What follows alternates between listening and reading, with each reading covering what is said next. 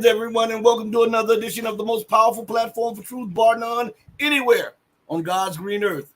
This is your platform for empowerment, education, elevation, and edification. This is the Red Pill Diaries, and I'm your host, your brother, and your friend, and I am Rashid. Thank you for joining me and giving me another hour of your day and another day of your time, because you didn't have to do this.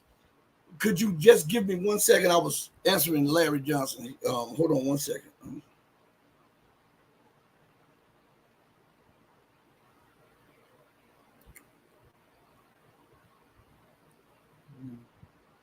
Hold on 1 second, everybody. All right. Boom. We'll probably be having Larry on. He said he wanted to do the show earlier today. I mean, at 1 today, but his schedule got mixed up. So he said, can we do the show Monday? So look for Monday. We should have Larry Johnson and another edition of the Intel Report. You notice when we did the Intel Report, listen, I just got to say these things because it is amazing that this little platform can influence so many people, even though we don't get our just due. When we started doing shows with Larry, I did not know it would influence a whole genre of alternative media. And then we named the show the Intel Report. At first, we were just doing back and forth. Then we said, you know what, we'll do the Intel Report. And now there are shows on a weekly basis. What is the Intel Drop? We do the Intel Drop, the Intel Report, and then you have people have Intel shows with Larry Johnson. You know, it's amazing. I mean, the scope, this little small show is putting heat on a lot of people to stand up and be accounted for, especially in the time where information is so precious. You know, we see the censoring, we see the rewriting of history, we see all of that going on. So it is very important to be able to stand your ground and tell your truth and tell the truth to the people and empower people. I mean, that is a beautiful thing, you know. Now let's get on to the message. This is news at noon, okay? So check it. Hold on, I just got a message from Matthew.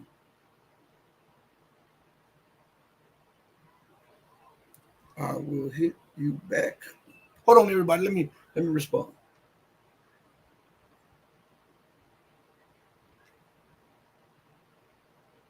Okay, I'm live on the air, so I get messages and communicate back and forth with a lot of people. But excuse me, this is news at noon. Now check this out. I was watching something yesterday, and I read a few articles, and what's astonishing is there's an article that came out. I don't know if it was on RT or Sputnik, but I was reading the depth of the article, and I'm like, why isn't this message universally published and talked about because of the seriousness of it? Okay. And in the article, I cannot recall what it is, but I will recall what it is. You can believe that. In this article, they were talking about Russia has declared that the Moscow attack and the attack on Crimea and stuff was perpetrated by Daesh or ISIS, right?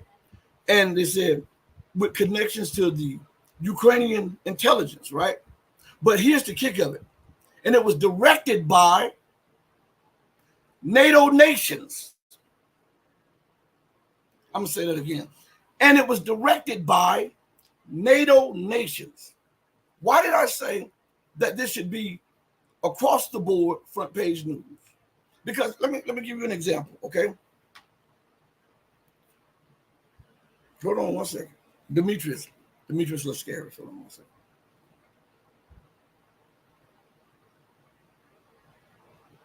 Okay, hold on 1 second, everybody.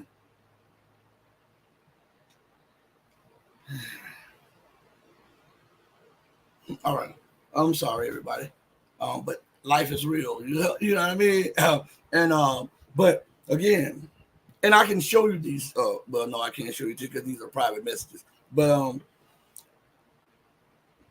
I'll get back to these messages shortly. But I want to give you an example of something. Okay, bear with me on this.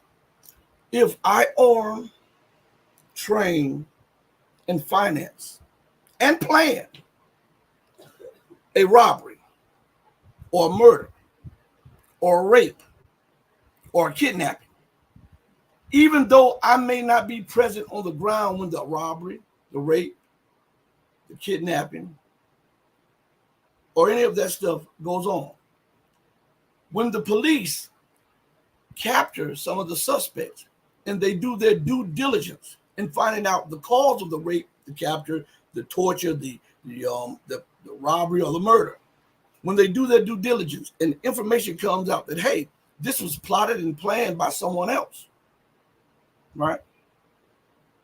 What will the police do? Will they just focus on the suspects that they have arrested? Or will they open up a larger investigation to capture the head and ringleader and bring them to justice? Of course, we know the answer to that. That is, let me give you another example. If I plan, which is crazy, if I plot, plan, and finance the murder of a friend or a family member or something like that, do you think that the police will just be satisfied with the culprits that or the assailants that they captured? Huh? I'm asking. No, they try to get to the bottom of it. And when they get to the bottom of it, even though I may not have been present in the home where the person was murdered or assaulted, when all of the evidence adds up, guess what happens? The police comes for me. Why am I saying this? Because in that article, and these were quotes from Russian officials. As a matter of fact, it was a quote from the head of the Russian FSB, I believe it was, the Russian equivalent to the FBI, when they said that Daesh or ISIS committed these acts of terror, right? And then they attributed it to Ukrainian intelligence. We know that Ukrainian intelligence is run by the CIA and the MI6 or the MI5, right? Then in that article, it went a little further, and it stated that under the control, right, of NATO nations. Isn't that a casus belli for war? Let's look at this in real time. Russia is the most powerful and most effective military on the ground right now that we can see, right? We forget about all of this bluster and all of this other stuff. In reality, what we can see on the ground right now, Russia has proven to be the most effective military on the ground, right? Okay. They've shown that their weapons are better than Western weapons. They have a dense and a very comprehensive air defense system and electronic jamming systems, right? They have effective air forces. Now, and they have the key of escalation domination in the European theater of war. On top of all of that, Russia is a member of the BRICS, and Russia is a member of the Shanghai Cooperation Organization. And when you add all of that up, plus this main point here, that Russia is the largest nuclear power on planet Earth. Shouldn't that article, shouldn't that quote from the chief of the FSB be front page, not only in the Eastern news, but in the Western press also? Because this has unheard of ramifications if Russia decided to just say, you know what, we have this information and we know that NATO intelligence and NATO special forces were involved in this. Russia now deems NATO as a direct national security threat and must now respond and take action. What would that mean for the entirety of the globe? What would that mean for everyday life? What would that mean for global security? Yet no Western nation, no Western press has picked that up. They are dumbing you down to the point where when they reach a certain level of your ignorance, they will then use that for war. And they will use that to fleece more people. And they will use that as a justification for more war. You understand? Think about 9/11. 3,000 people, according to reports, were killed. All right. America has been on a global war footing since 9/11. September 11th, 2001, right? What year is it? It's 2024, right? It's May 24, 2024, right? So 23 plus years, NATO has been exacting revenge, or the United States has been exacting revenge for what they deem as an attack on the U.S. And the West is not even cognizant of the fact that Russia can now use that as a casus belli to exact revenge on the West, with the connection of NATO operatives and NATO special forces. Why aren't any people talking about this? This was in the news last night. Huh? I just want to know this, because there's so much going on. What if NATO had determined that Russia struck Washington, D.C.? What if NATO had determined that Russia struck London or Brussels? Do you see what I'm saying? The magnitude in the global posture of West and East would be extraordinary. Why are they playing down this thing here? Because this has all of the elements of a war. Of a war. Name one man, one that is worth his salt, that finds out that the people that broke in his home, raped his wife, killed his children, right, were people that he was doing business with around the block. And that man does not react and go and exact revenge or do what is incumbent or what God allows for him to do for the defense of his family and to exact retribution. Forget the law for a minute. Let's deal with reality. Forget man's law and let's deal with God's law. What man worth his salt would not do his best to defend his family and to get their just due from this act of terror that was committed against the entirety of his family after he found out who was involved? Now we put that up against what America and NATO has done. And Russia would be foolish not to exact revenge. Russia would be foolish not to bring pressure to bear on the U.S. and NATO nations, wouldn't it? Huh? You know I'm telling the truth. One thing about me on this show, you will know I'm going to be straightforward with you. Another thing about this, that I'm going to tell you the truth. I'm going to give you my perspective, but I'm going to give you the truth also. And if the truth condemns my perspective, I'm man enough to say it, and then I'll change my perspective because I'm always going to bow to the truth. Okay? So think about the censorship that is going on to hide this monumental revelation by the Russian FSB. You know, if this was the U.S., they would be brash and arrogant in the papers and on every news show talking about this was an affront to the United States and an assault on our sovereignty and our national security, and we will exact revenge, right? Isn't that right? And yet the Western press is censoring this bit of information when we have the head of Russia's intelligence service that is tasked with securing Russia's interior, saying that not only was it Daesh, it was the Ukrainian intelligence service, and it was NATO intelligence and NATO special operatives.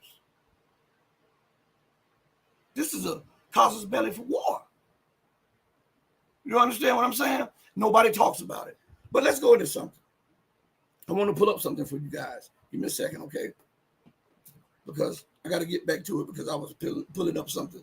I was getting these messages and I had to answer these messages. So,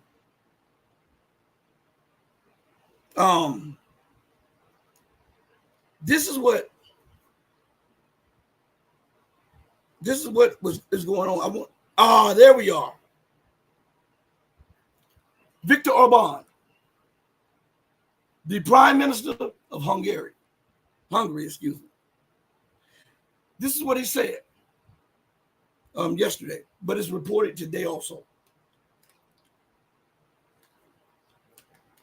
Headline: NATO preparing for war with Russia, according to Orban. Headline. To show you that I'm not making this up. Wait, let's see. I know I got it blurred in the background, but I just want to show you that I'm not lying to you. And it goes like this. Hungary is reassessing its role within the bloc as it has no wish to take part in a conflict against Moscow, the PM has said, the Prime Minister has said. So in that sentence right there, before we get to the meat and potatoes of this, okay, in that he is saying that Hungary is reassessing its position in NATO. Hungary is not the only nation doing it. We have Slovakia, right? And we have Turkey. All of these nations are reassessing their role. What Turkey being the second most powerful military in NATO and the second largest military in NATO is reassessing its position because it's not getting the respect that is due, and it's being used because it's strategic location to try to hammer down and beat up against Middle Eastern nations, while America still favors Greece over Turkey, and Turkey is getting fed up with it. America is backing what Turkey deems as terrorists, the Kurdish party, the Kurdistan party or something like that, that is in Syria and Iraq. America is arming, training, financing, and also giving real-time intelligence to these factions in these regions, right? Which Turkey had deemed a national security threat and terrorist organizations. America has ignored the cries and the pleas of Turkey about arming, training, and helping the organization that has been put on as a terrorist organization, right? And the United States ignores it. But when America designates somebody a terrorist, she demands that you fall in line. If you don't, she sanctions you. So Turkey has been reassessing its role, and America is playing hot potato with Turkey's economy, trying to bring down the Turkish leader, Erdogan, through stealth war on the lira and on the Turkish economy. So Turkey has a lot to think about. Slovakia's prime minister was almost assassinated. We know who had a hand in that. No conjecture. All one has to do is read the tea leaves and see who benefits, who had the motive, and who had the opportunity. And then you come up with your prime suspect, right? And now Orban is reassessing his position, his nation's position within that terrorist organization that was supposedly meant for defense. This shows you that there are cracks, there are fissures in the dam of imperialism. And we see water starting to seep through the little fissures. And pretty soon those little fissures turn into cracks. And before you know it, there's a gush of water just seeping through the cracks before the dam gives way. That is what we're watching right now in real time when it comes to American global hegemony and NATO military supremacy and influence globally. That's what we're watching. So let's go further. Because I haven't read the article. I did see the article, but I did not read it. And I want to take the time out right now before we do read it to thank everybody that is joining me on Twitch, Twitter, Rumble, Odyssey, the Red Pill Journals, Locals, and the main show, the Red Pill Diaries. Thank you also. And remember to join us Monday. We'll have Larry Johnson on Monday. It'll be 12 noon my time, 1 p.m. Eastern time. Yeah, that'll be it. And then we got some stuff for you. Matter of fact, let me bring something up real quick before I go back to Orban. Right? Let me bring something up. Where is it? Demetrius says that he'll do this. He'll do the show when he comes back from Lebanon in June. So we'll have Demetrius on the first part of June also. He just hit me up live. Well, you saw it. It was live on there. We have a few more guests coming on also. So I just want to inform you all of what's going on. Listen,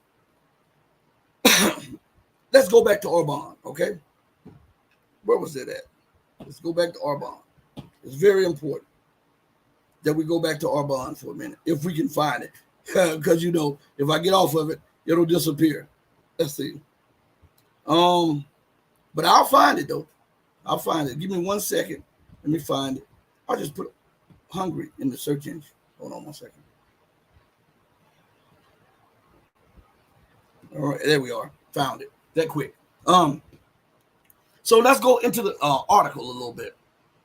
And it says, Hungary is reevaluating its role in NATO as it has no intention of taking part in actions that could involve member states in the Ukraine conflict and lead to a direct clash with Russia, Prime Minister Viktor Orban said on Friday. Speaking on local Kosov radio, Orban stated that his country has already been relegated to the role of a non-participant within the U.S.-led military bloc due to his stance on Ukraine. And Budapest is now, it says, and Budapest is now working on legal ways to retain its membership, but reserve the right to abstain from joining NATO operations it disagrees with. So what Orban is saying that, hey, listen, we're going to look for the best in NATO, and we're going to accept the best part of NATO, but we're positioning ourselves to reject all of that which is trying to be imposed on us by U.S., UK, and other nations' provocations against Russia and nations like Russia. That's what he's saying in terms. So let's go a little further. It says, Hungary's position must be redefined. Our lawyers and officials are working on ways to allow Hungary to continue to exist as a NATO member without participating in NATO activities outside the bloc's territory. We need to create a new approach, a new definition for our position as a pro-peace force within NATO. You know what that is going to bring? A lot of trouble to Orban, because this is unacceptable to the UK. This is unacceptable to the US. Why? Because they need provocations. They need war so that they can feed the military-industrial complex. They need to continue to expand. And the only way that they can continue to expand is to seize resources, to occupy nations, to stoke tensions. And that keeps their economy afloat. Without, if NATO goes within its own borders and minds NATO's own business, there's some problem for certain NATO nations that are in debt up to their eyeballs and beyond. You understand? But Orban, he's using a rational and a fresh approach to it. Do I think it'll get through? No. Do I think that they will allow Hungary to just leave NATO? No. Because they need to gobble up more nations. Maybe Orban will have the testicular fortitude to say, you know what, to hell with it. Especially if Russia goes into Western Ukraine and irons out a corridor to Transnistria, which is a former Moldovan province. And maybe then Viktor Orban can maneuver his country out of the alliance or something like that. But otherwise, he would be locked in there. So I don't think he could get them out of there. And I think the U.S. knows this. That's why they're fighting, and they're doubling down, tripling down, quadrupling down on arming Ukraine and NATO special forces to try to blunt Russia's offensive and Russia's momentum. I think that's what's going on. So, hold on 1 second, everybody. Hold on. Yes. Huh? No, I'm still on.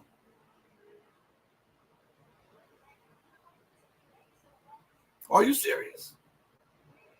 Try it again. All right, Baba. That was my mom. She said my show has been cut off. Hold on one second. Everybody give me I told you. Why this show? You know why? Because I'm truthful with you.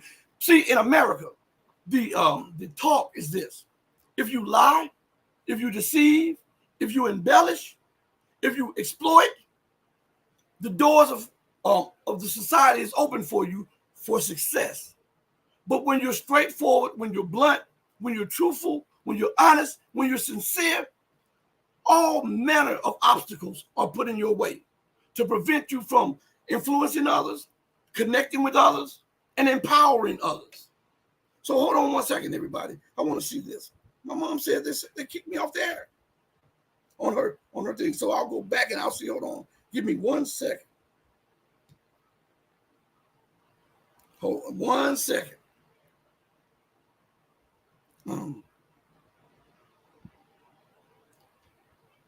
Okay, I'm back on her. They must have did it on her. Okay. Let's see. Everybody, if I'm still on the air, not on Rumble, I see I'm still on Rumble. If I'm off the air on YouTube, or if I'm still on the air on YouTube, those who are watching on YouTube, please put a thumbs up on there. If one person do that for me real quick, if I'm still on the air on YouTube, I would really appreciate that. The one where somebody's in the chat. Okay, I'm about to go to the chat right now. They always disrupt the show. That shows you just how powerful this little platform is. You know, it shows you. Let's go to it. All right. Incognito say, I see you. Good, Incognito. Shout out to Jacket Stars, your boy Hoxton, Pedro is in the building. Joel is in the building. Nat Rando is in the building. And Ascended Awakening was the first person in the building. Shout out to everybody. All right. We're gonna keep talking. Do you see with our bond with Turkey, with Slovakia, you see all of these cracks in the NATO dam? This is why they constantly have to tell you, and if you were constantly united, you wouldn't have to say this. NATO is stronger than ever before. NATO is more united than ever before. NATO is doing this, and NATO, we are a cohesive unit. You hear Stoltenberg saying it. You hear U.S. officials saying it, British officials saying it. You hear others saying it. That is because they're not united. That is because there are cracks in the unity because of the irrational policy and the unhinged approach that they are taking when dealing with other nations. And some of the people are becoming sober and a little more rational than the leadership of NATO. Orban, Fico, and Erdogan. They are a little more rational than the rest of NATO. And they're saying that, okay, America, she's losing all of these scrimmages in the Middle East and North Africa. America is under pressure in Latin America. The whole of NATO, including America, is taking a shellacking in Ukraine against Russia. China is rising, and China is no longer biting its tongue. And then China is preparing for the eventuality of a conflict with America. Do we want to be on that end economically, politically, and militarily? Look at what's going on right now. This is absolutely crazy. Now, mind you, the show has been going on for 30 minutes. It says on locals, we're having trouble streaming to your destination. It is possible that the stream was ended or deleted on the destination. Right here. I tell you what, it's absolutely crazy. But you guys see this in real time. Why? Question asked, why? Why? I don't think that question is asked enough when dealing with politicians. So we ask it with social media, and we come up to a conclusion. They're doing this to blunt the growth of the show. They're doing this to keep the show suppressed. They're doing this because they feel that this is a threat. to the mainstream and some alternative narratives, right? Now, if we ask why is America constantly at war? What is the justification? Well, we must secure our freedom at the expense of everybody else's. Huh? And if you have that policy to secure your national security and your freedom at the expense of everybody else, don't be surprised when everybody else unify together and then go on the offensive against you. You'll call it terrorism. You'll call it provocations. But what any rational person who asks, why is America constantly doing this, will see it as a response to the illogical, irrational policies of Western leadership. We have to constantly ask why and who benefits and who has the motive and opportunity. Okay? Don't they have a channel called ID? Investigative Discovery, right? Where they solve murders and crimes. But to do that, the first thing that they must contemplate within themselves and bounce off of each other is why. Then they go to that motive, opportunity, and who benefits the most. So we have to employ those same things when we're dealing with politics and geopolitics, so that we can come to a conclusion that is sound. It may be wrong or it may be off a little bit, but it's sound, and nobody can condemn you on having a sound opinion when that opinion is based off reality, track record, right, and evidence that is presented before you. Right? We have to do that too. We have to be wise enough to think about it. Let's see if I can get this off my screen, because I can't even see the chat with this pink thing up there talking about I've been disconnected off of locals. Hold on one second. There we go. All right, it's off. Excuse me. So let's go back to something. Orban. He says, according to the prime minister, there are alarming similarities between the emotionally charged media publications and statements by Western politicians regarding the Ukraine conflict and the atmosphere preceding the First and Second World Wars. Haven't I been telling you that? The same people that led you into World War I, World War II, are now leading you towards World War III. It is hard for most people to digest that the people in their governments are lunatics. It's hard to digest that. But all I ask is just prove where I'm wrong at. These people, I call them berserkers, because they're after blood, right? Think about how sick you have to be in your head to think that God empowered you and God has given you this free reign to just mold every nation in your image and likeness. You know, like I said, when you look at that position and that mind, the only person that had that same mind outside of God was the fallen angel, wasn't it? Right? Satan, right? You know, right? What did he say? And I'll make me a kingdom like unto what? The Most High. Is that not right? He saw that God demanded strict obedience to his laws, his commandments, his statutes, his judgments, his purpose and his aims.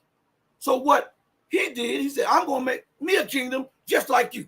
I'm not going to bow to you. I'm going to make me one. And everybody will be singing my praise because they'll be forced to. Is that not America? Well, we must have democratic nations. Who the hell says that? What if that nation doesn't want democracy? And how is it your God-given right to force democracy on them? See, what most people, excuse me, don't understand is this. If your democracy was so great, so good, you wouldn't have to force feed democracy through the barrel of a gun. People would look at your democracy and take it as an example. It would be an unspoken example. And they would mimic it towards so-called success as they were doing when you had success, before the petrodollar was found out, before you took the world off the gold and silver standard. People wanted to mimic you because they idolized your success, your riches, and your power. That's not the same today because it's a mirage. It's an illusion. You have no assets. All you continue to do is produce debt and war and weapons. And all three of those we can do without. The debt, the war, and the weapons. Because the debt eventually brings you to your knees. The war eventually brings you to the grave. And the weapons don't function and work right. So who in the hell wants them? Okay? We have to be blunt when we're talking about this stuff. So, what did it say? God made man in his image and his likeness, right? What is America trying to do to the nations around the globe? And she demands strict obedience. If you refuse my policies, my initiatives, I'll sanction you. Right? Is that not right? If you challenge me, challenge my policies, challenge my economy, challenge my military, not only will I sanction you, then I'll wage war to get rid of you. Satan building a kingdom like unto the Most High. Look at in America. Now men can go into the bathroom with women, disrespecting the privacy of women. They can run in women's track meets and play in women's basketball games. Just because today they feel like they want to be a woman. I'm transgender. And listen, YouTube, I'm not advocating anything against any race, creed, color, sexual preference, or any of that. You know, I have to say this because, you know, I forgot to tell you this at the beginning of the show. I took a picture of this. Let me pull it up. Let's see if I can pull it up real quick. All right. I got this message when I was setting up the show last night for today. And I didn't know. It says my show from yesterday wasn't monetized, right? And it says that it was prevented from being monetized and something about a copyright infringement, which I'm like, what the hell? A copyright infringement? What are you talking about? So, because you know you are able to use clips just like all news stations, just like all of these platforms are using clips from other people under federal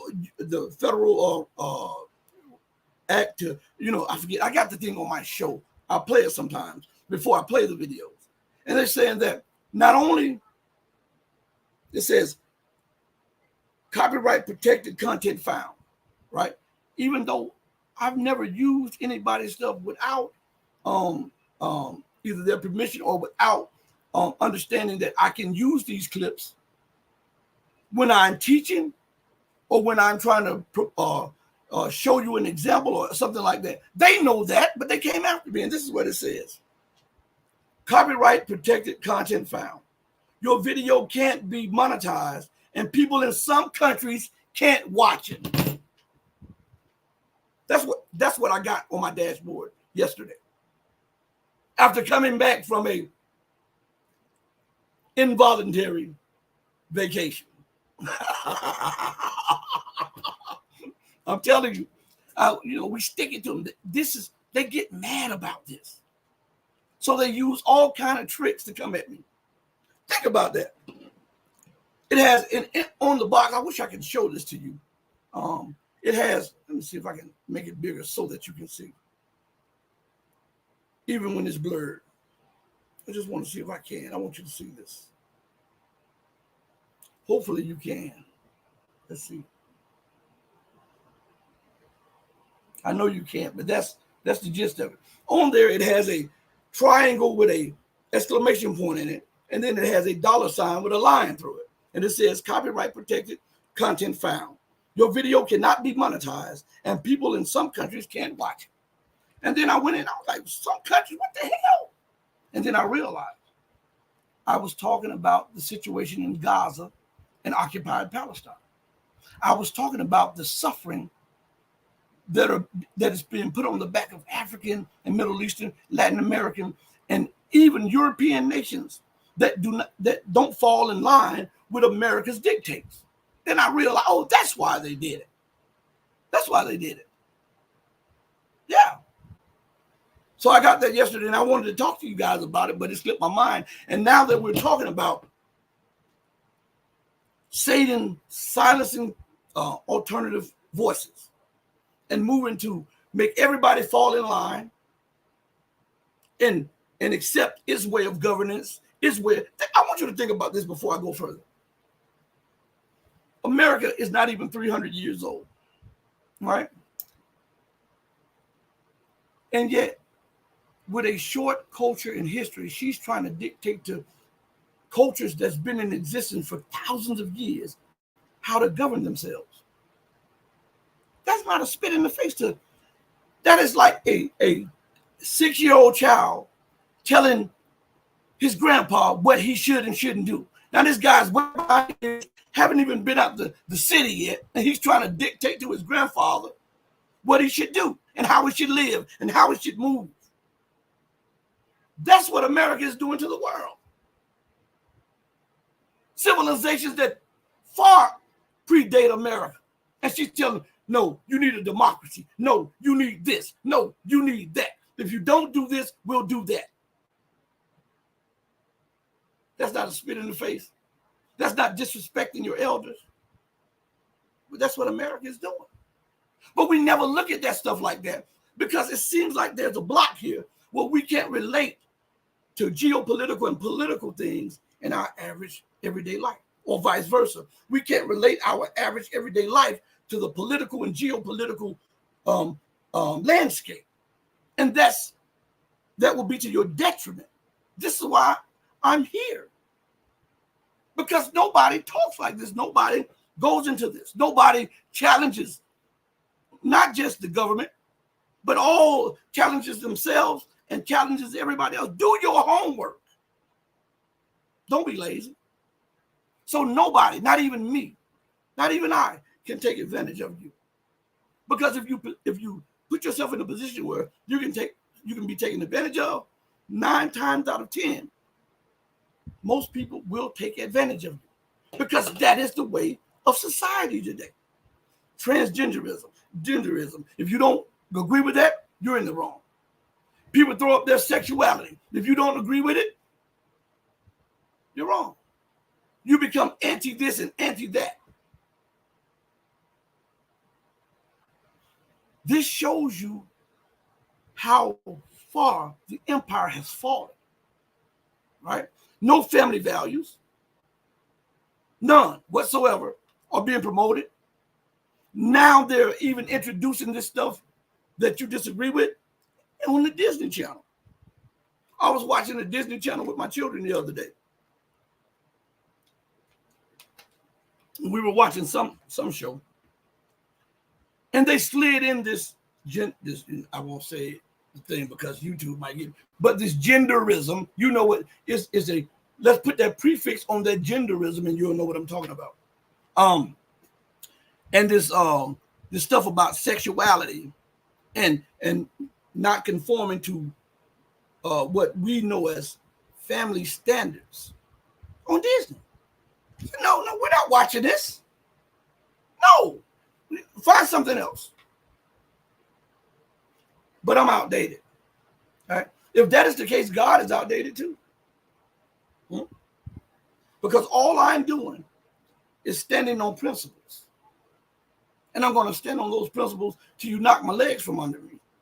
And when you knock my legs from under me, I'll use my hips to stand on those principles. You understand? I'm not against anybody, but don't try to beat me in the head with your foolishness. As for being my house, we don't serve the Lord. You know? And that's how that is. You can like it, dislike it. You can subscribe, unsubscribe. You can put in good comments or berate me. And still that will not undercut my principles and morals. And that is what's lacking in society today. Principles and morals. They're like rudderless ship. They go here and there, everybody, trying to appease and appeal to everybody. Listen to me good. Truth is truth. It'll stand regardless. Now, it may look as though it's being beaten up by falsehood, right? And it may take a time for truth to prevail. But the eventuality of that working out is it's going to prevail. They throw truth in the mud. They trample over it. They disregard it. They make mark of it. But truth has a track record of being the undisputed champion. It's always going to rise. It may take a year, 10 years, 100 years. It may happen after you die. But you'll still be vindicated because truth will prevail. Okay? And I didn't want to go on that tangent right there, but I had to.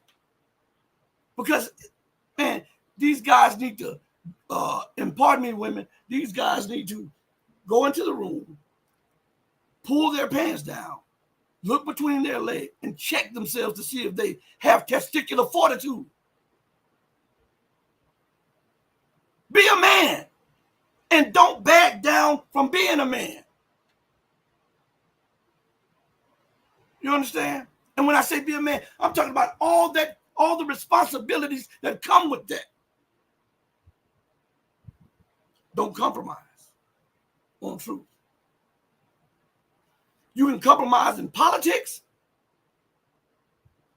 You can compromise in government. But the one thing that you don't compromise on is truth. Okay? Now let's get back to this. Yeah, your brother, sometimes I have to just get some things off my chest because I see all of this stuff going on. And you wonder how things have changed so vast.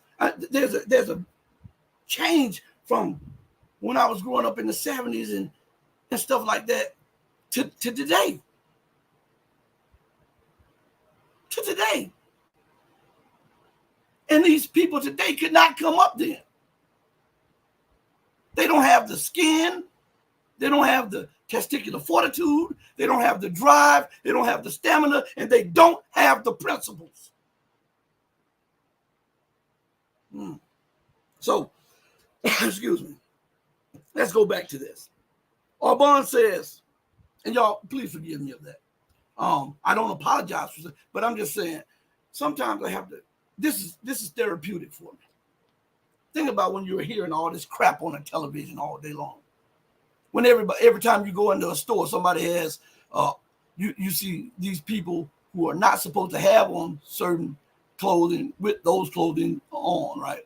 And they are all in your face, demanding that you respect them while they are disrespecting you. I guess some of you get it. Some of you get it. Let's go further.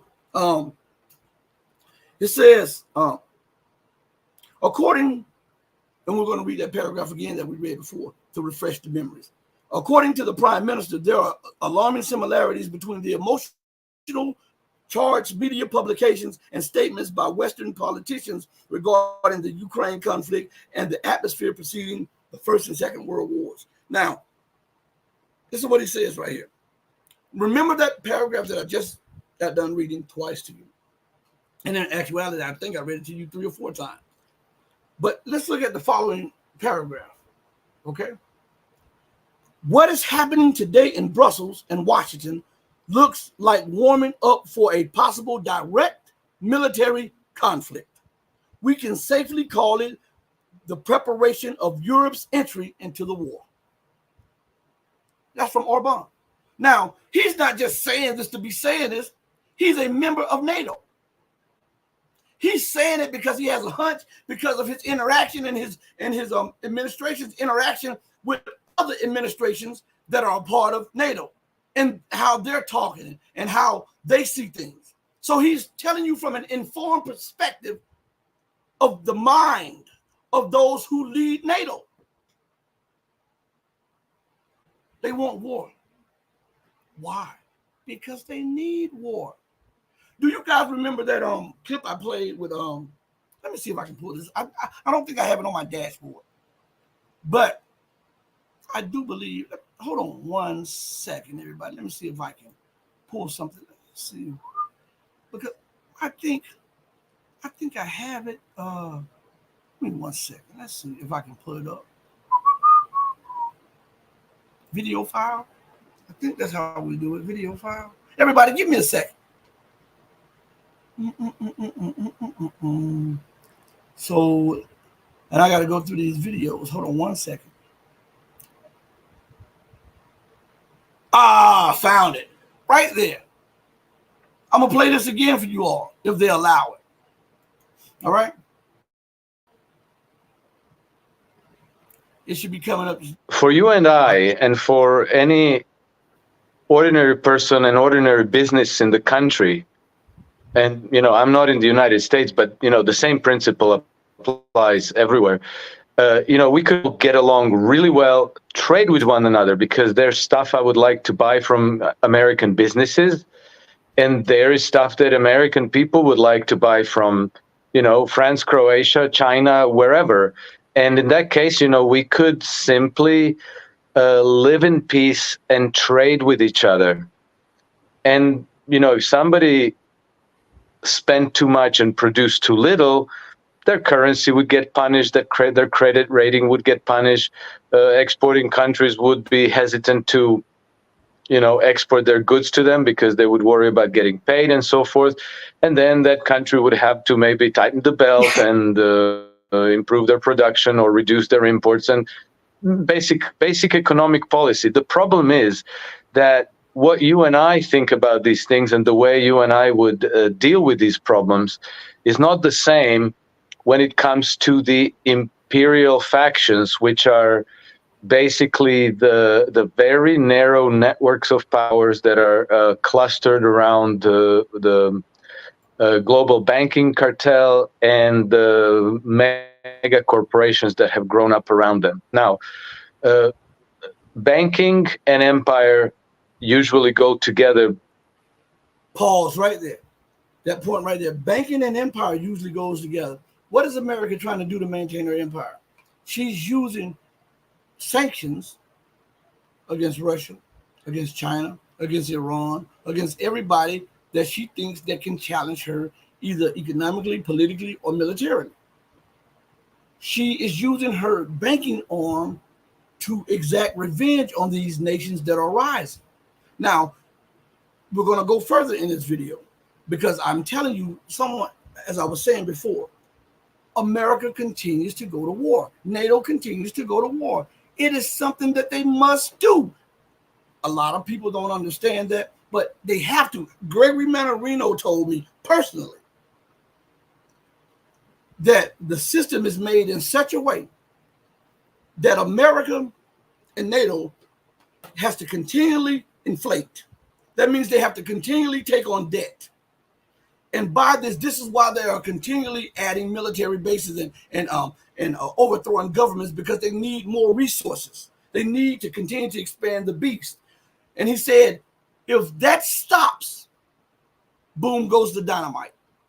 The U.S. and the Western economies would implode and all the wealth would be lost.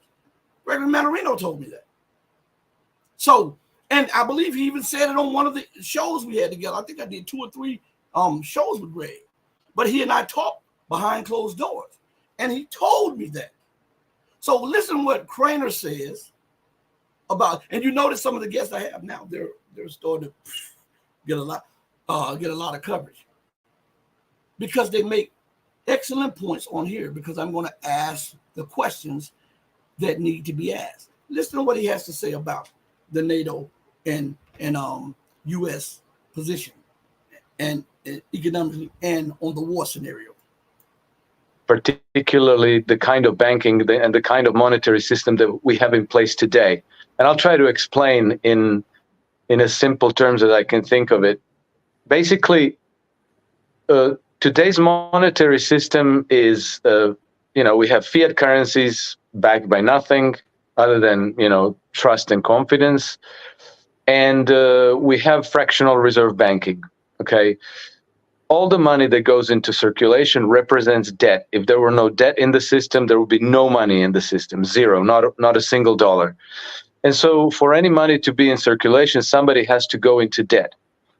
Debt becomes assets on the books of the banks. So the banks, your debt is bank's assets. Your liability, right? That's the bank's assets. Now, given that the debt has to be paid back with interest, but only the principal goes into circulation, the whole system functions like a large Ponzi scheme, because the only way that you can pay your debt plus interest is to earn it from other people who have to go into debt for whatever reason, for consumption, for mortgages, for business development, for infrastructure development, whatever. But people have to keep going into debt, and the system is only stable for as long as it grows. So that's why we have this imperative of always growing the economy, the GDP growth. Even when everybody's satisfied, everybody has everything they need, and maybe they only need to make minor purchases, there's always this imperative for the whole system to grow so that people go more into debt and buy more crap so that more crap can be produced. And the government has to keep going deeper and deeper into debt. That's symptomatic. That's across the world, every government, every nation that has this monetary system in place. And that's pretty much all nations in the world today. Now, what happens is that at a certain point, the system is saturated, right? Everybody maxes out on debt. You don't need more stuff. You don't need to go into debt to buy more stuff. And at that point, the system would begin to implode on itself because it's no longer growing.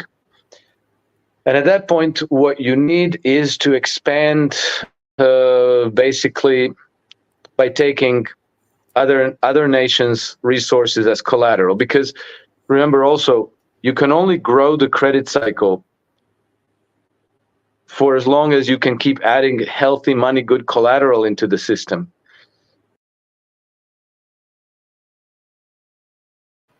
I paused it for a second because listen to what he had to say about the debt and once it stops and how these nations are acting.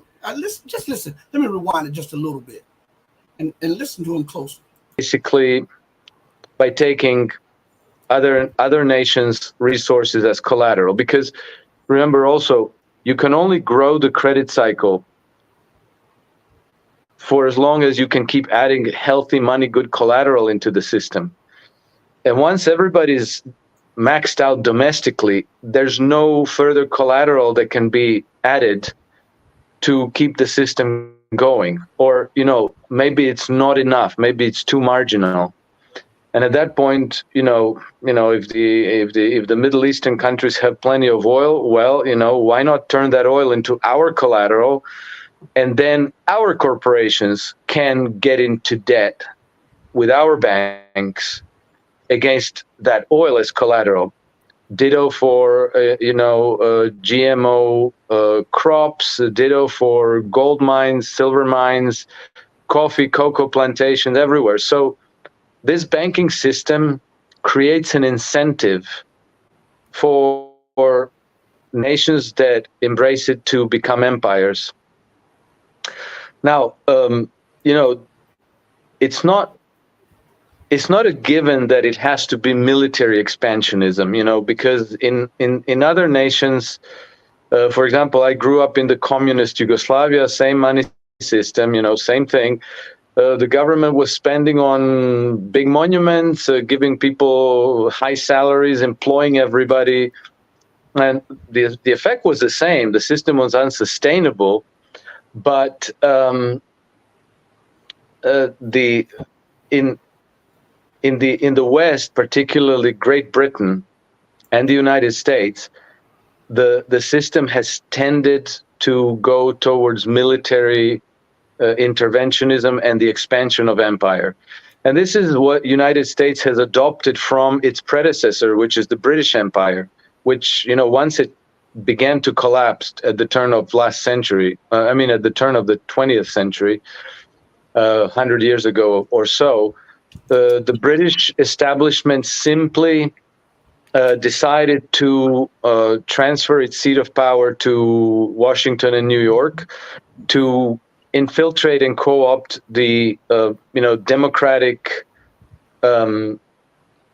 system of governance on the United States, and to help themselves to the wealth and military and diplomatic and political power of the United States to continue expanding their empire and to take all other nations' resources as collateral and to use all other nations' populations as a source of cheap labor. And that's where we're at today.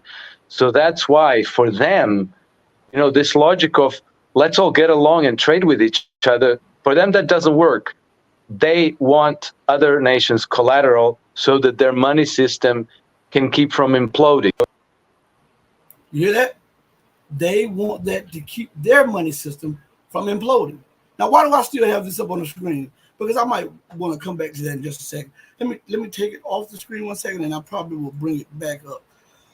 So, again, he said something very pertinent, right? He talked about the oversaturation of the system and how it's because people keep wondering, why are we always at war? Why do we see everybody as an enemy? They have to put things in that light for the people so that they can get some type of justification for going over there, destroying those nations, putting bases over there, and stealing the resources. What are they doing in Syria? Stealing the oil, the gas, the corn, the wheat. What are they doing in Iraq? Stealing the oil and the gas, right? What did they do in Afghanistan? They started stealing the minerals there, right? They destroyed the crops and then replaced it with poppies, right?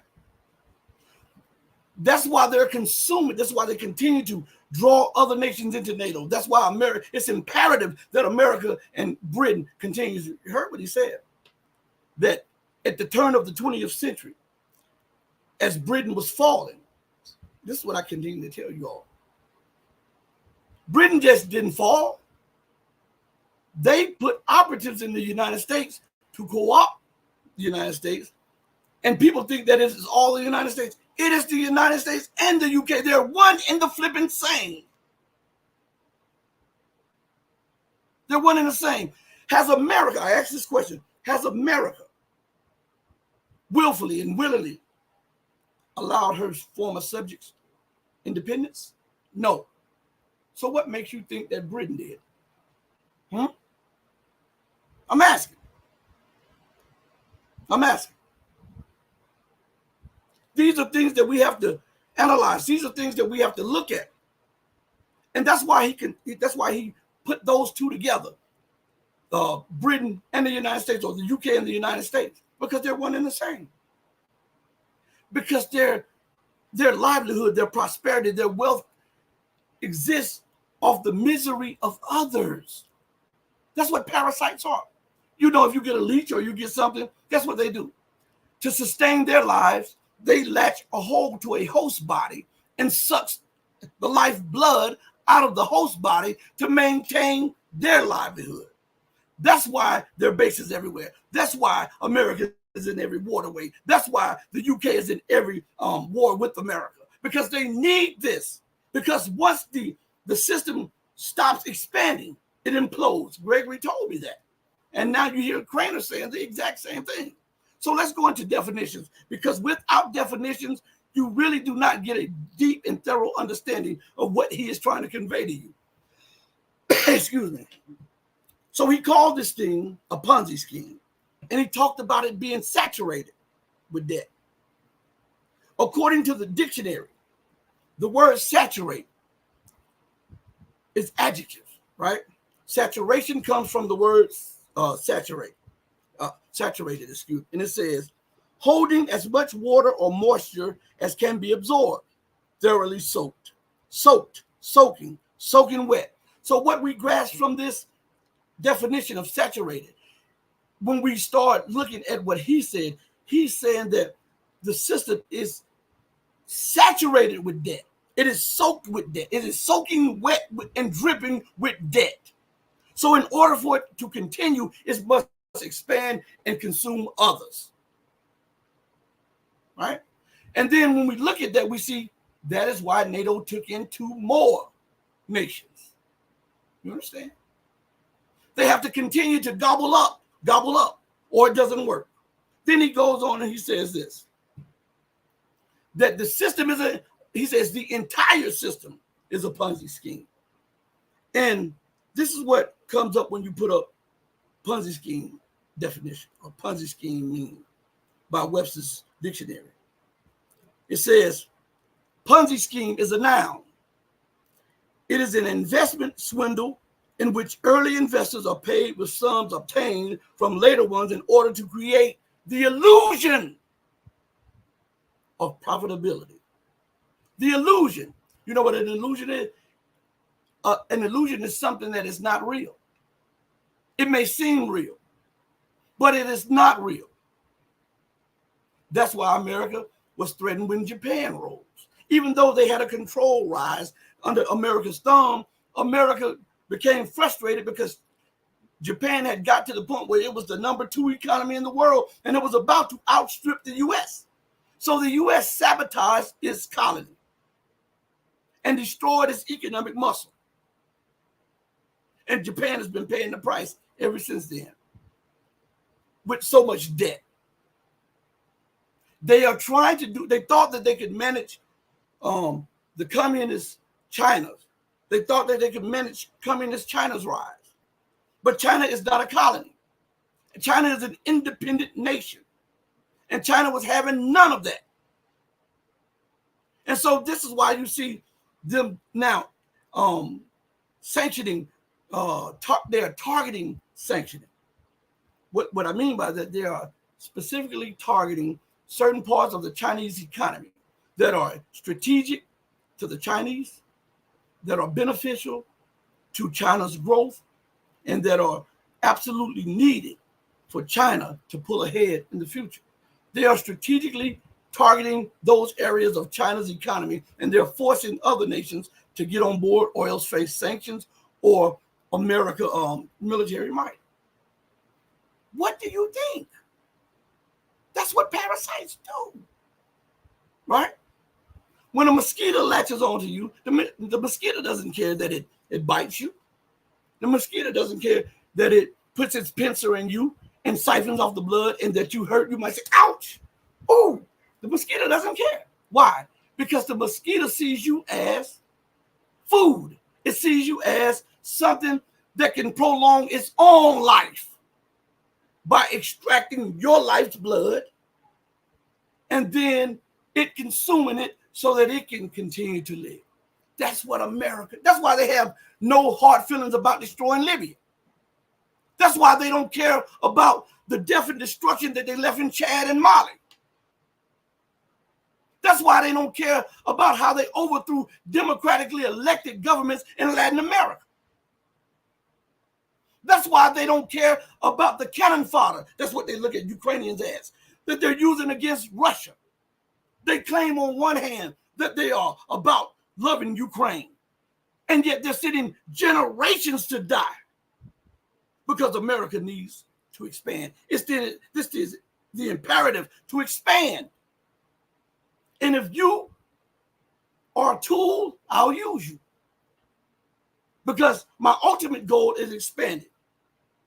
It would be good that if you retain your independence and your livelihood, that way I can suck the life out of you too.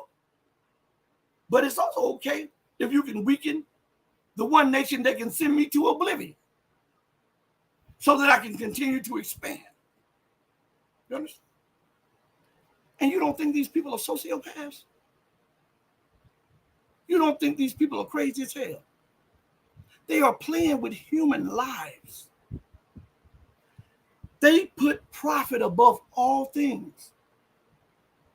The bottom line is the profit margin, not how many people are maimed, wounded, or shell-shocked, not how many people have lost their livelihoods, not how many people get kicked out in the streets.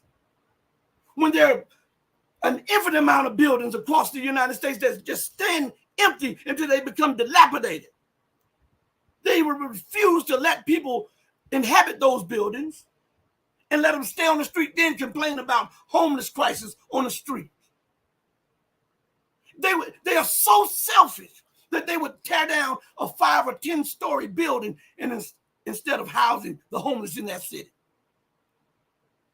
Because it's about profit over lives. If that is not the devil's child, you tell me what is. And then at the same time, they get on the TV and scream about they are professed Christians. To you so-called professed Christians, I have one question to ask to get down to the nitty-gritty. Would Jesus do that? Huh? Huh? See, this bluntness is what causes fear. But sometimes you have to be. See, you know how to deal with me because you know when I come to you, I'm coming to you straightforward. If I danced around and went with every whim and tried to please everybody, you wouldn't know how to handle me. But you know, when Rashid gets on, he's going to tell you the truth. He's going to give you his opinion. He's going to give you some facts, and he's going to let you make your decision. That is how you are supposed to deal with people. These are grown-ups. So in age. And they're acting like children. Spoiled brats. And think about the level of craziness that these people have to have in them to not even whimper or blink over the loss of over 500,000 people in Ukraine. Now, we're not even talking about what's going on in Africa right now. We're going to get to that on another show. And we talked about a lot of that yesterday. But I want you to think about, see, because this hits more home to the Western world because, as they said in the newspaper, we can sympathize. They asked the question, why don't you feel this way about what's going on in Africa with the colonialists doing what they're doing? Well, I don't know. And then they said, well, we can sympathize with Ukrainians because they look more like us. That's what they said. That's in the news. Google it on YouTube. That's in a news clip. So since they look like you, we're going to discuss them in reference to you.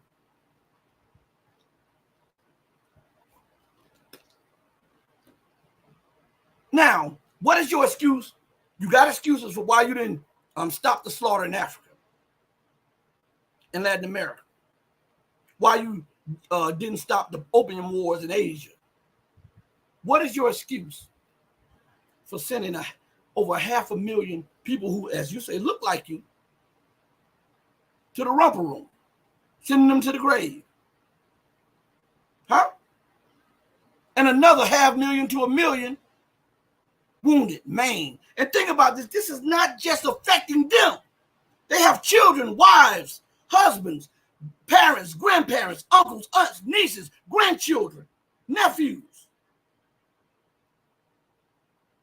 All of these people are being affected by the arrogant, unhinged policies of America, the UK, and NATO. And you're saying it's not, we don't need change? We don't need change. And Pedro says this right here. If democracy or voting actually changed anything, they wouldn't let us vote. Boom. Mic drop moment. That's a mic drop moment. So, what you're seeing is the unraveling of empire. And in this unraveling, desperation sets in.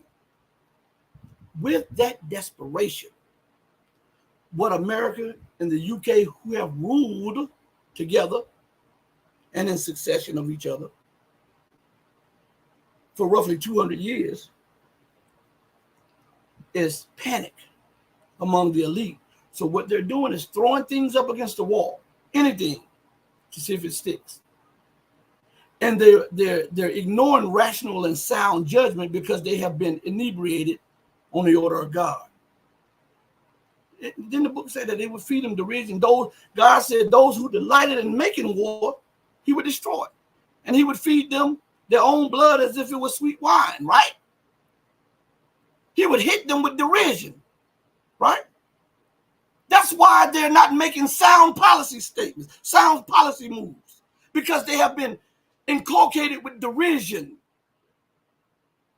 So every step that they take, or like what is it, Sting and the police say, every breath you take, I mean, every step you make, God is watching you. He's watching you, right? I'm mixing it in with something to give you something. So what we're watching, every step and every breath that the empire takes towards securing its national security and its position becomes a dagger's knife in the throat and in the chest of the empire. You understand? I'm telling you, man, this is absolutely just unreal. I don't think that you understood what Craner said. Matter of fact, let me try to put this back up here so that I can I want to play for you and I, and for any ordinary person and ordinary business in the country. And I'm not in the United States, but the same principle applies everywhere. We could all get along really well, trade with one another, because there's stuff I would like to buy from American businesses, and there is stuff that American people would like to buy from, France, Croatia, China, wherever. And in that case, we could simply live in peace and trade with each other. And, if somebody spent too much and produced too little, their currency would get punished, their credit rating would get punished, exporting countries would be hesitant to, export their goods to them because they would worry about getting paid and so forth.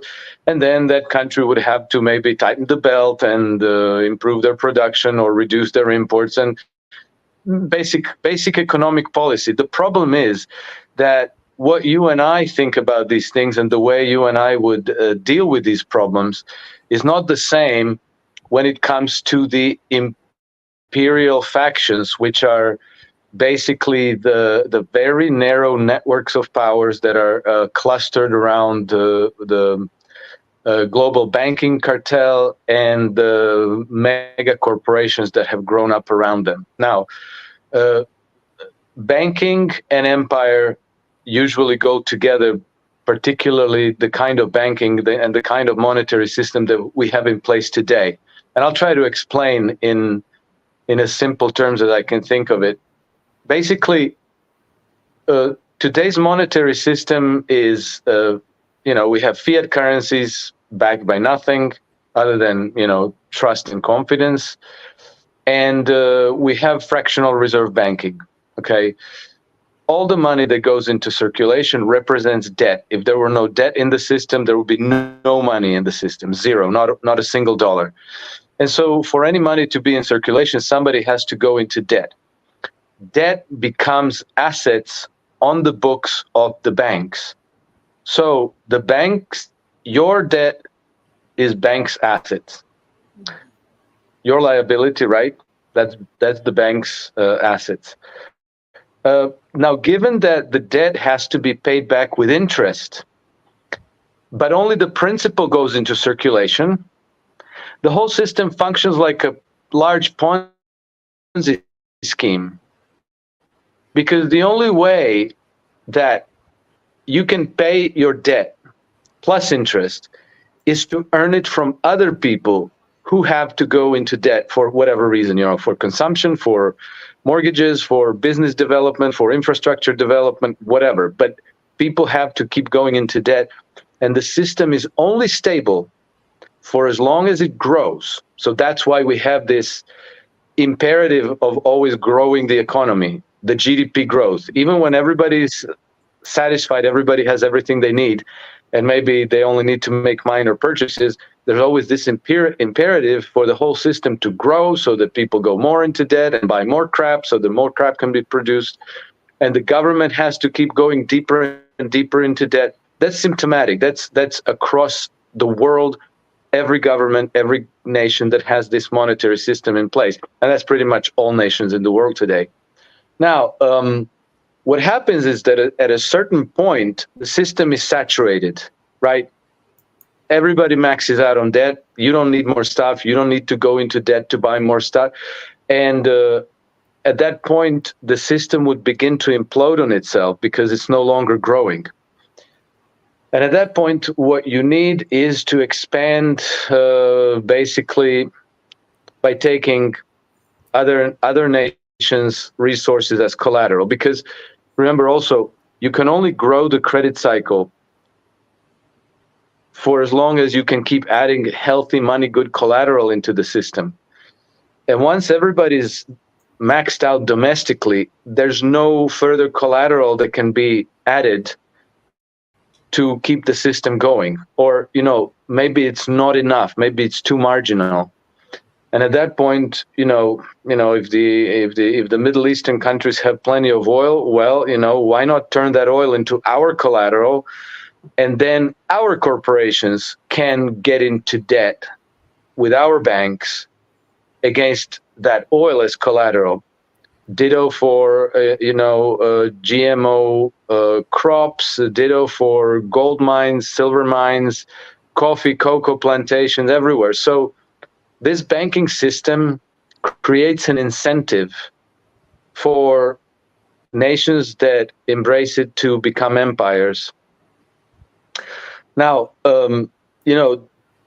it's not a given that it has to be military expansionism, because in other nations, for example, I grew up in the communist Yugoslavia, same money system, same thing. The government was spending on big monuments, giving people high salaries, employing everybody. And the effect was the same. The system was unsustainable. But in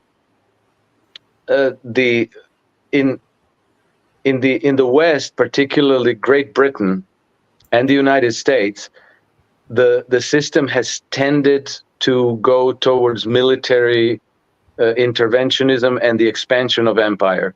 And this is what United States has adopted from its predecessor, which is the British Empire, which, once it began to collapse at the turn of at the turn of the 20th century, 100 years ago or so, the British establishment simply decided to transfer its seat of power to Washington and New York to infiltrate and co-opt the democratic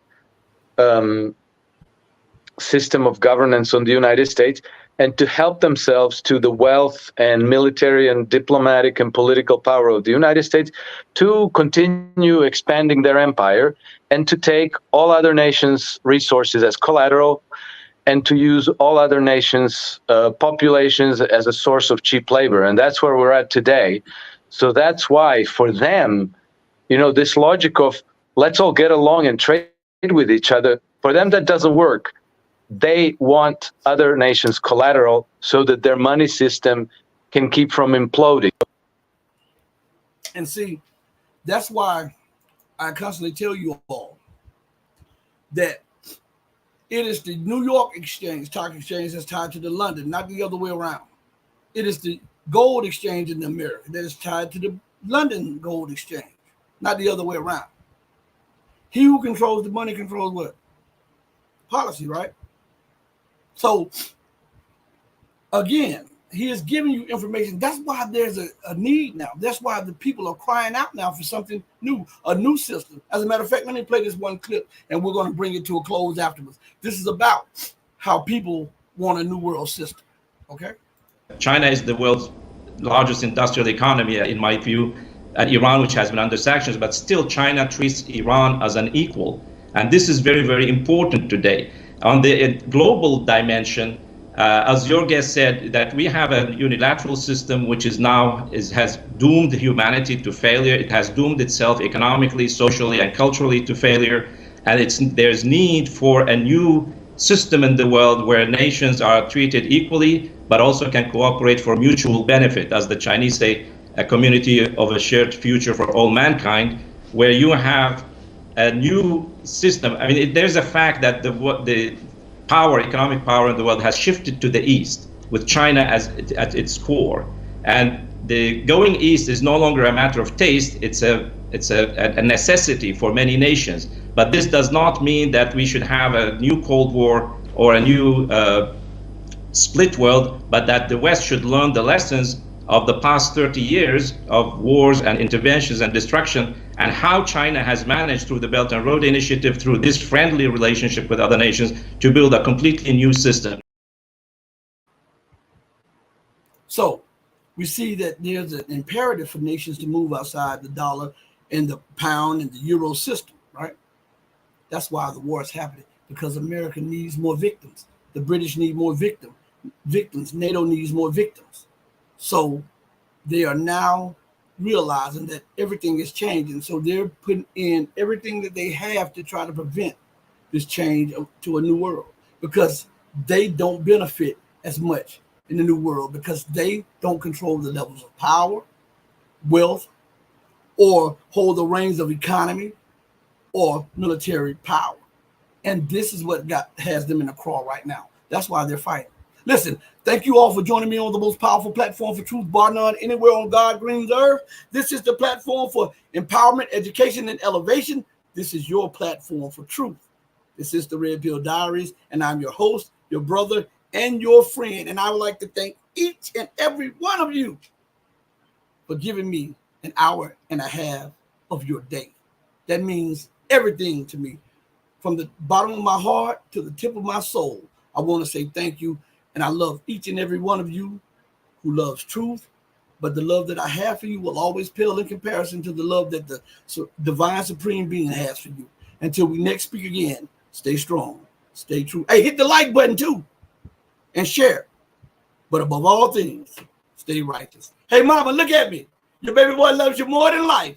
Deuces, everybody. Thank you for joining me. We're out of here. Peace.